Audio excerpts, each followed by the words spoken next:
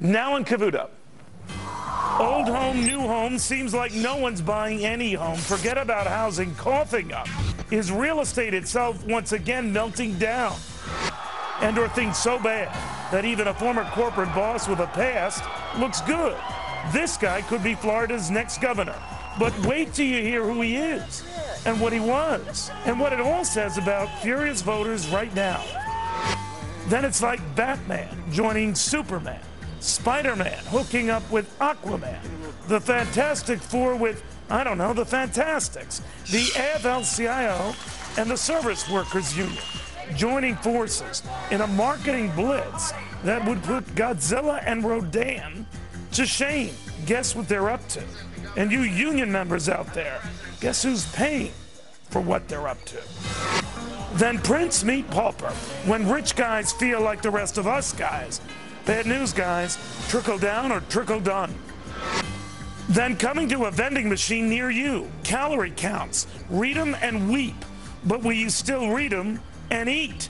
The FDA wants to know from the folks who miss those icky eggs, attacking those sinister snacks. Food for thought on the show that tastes good and is good for you.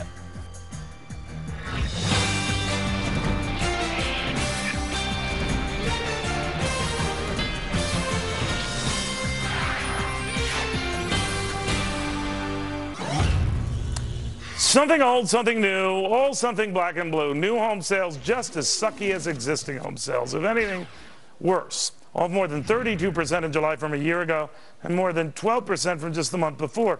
Let's just say the trend ain't the housing industry's friend. Industry experts say that is because those federal housing credits were gone, so the buyers were gone too.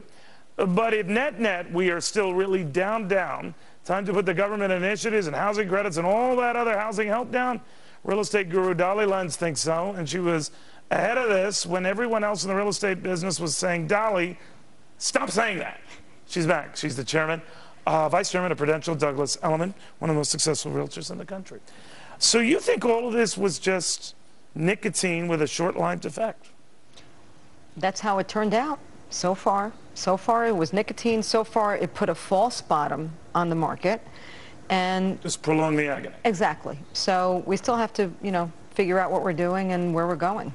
Dolly, we do know there was a conference call, the president's top economic advisors. And I'm sure it went well. But I'm sure there's competing camps here. We need to spend more. We need more housing stimulus because take it away, Mr. President, they don't buy. And there's someone else saying, keep it up, we're just digging a deeper hole. What do you think he should do? I think we can't stimulate housing any longer. I think we have to let it run its course.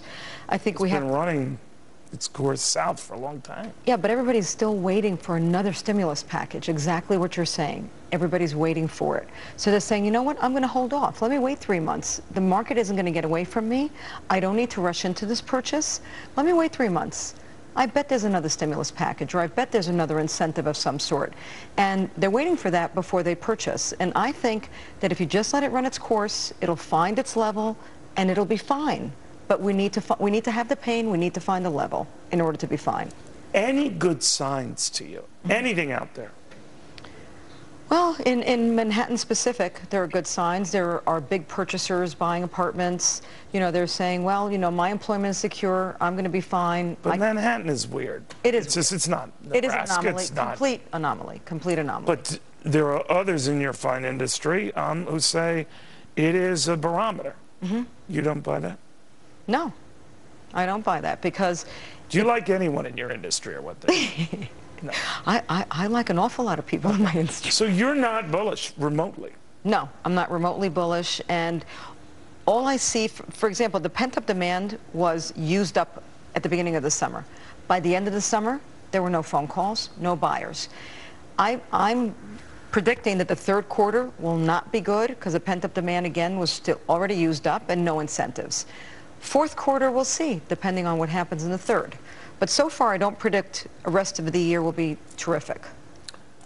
All right. We got these record low interest rates. We got... Yeah, but there's no financing, so what? That's just what I was going to say. Right. So no one can take advantage of this. Not enough people. So in other words, to buoy the market, we need lots of people, right? We need confidence, and one person sees another person buying, another person sees another person buying.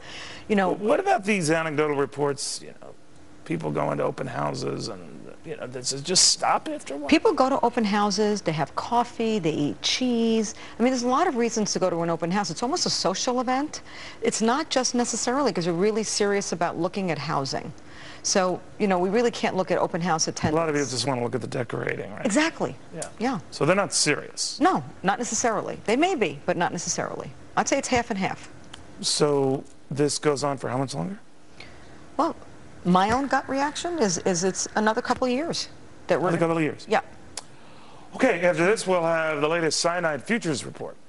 Xanax. Man, oh man. Okay. Dolly, thank you very much. Dolly Lenz.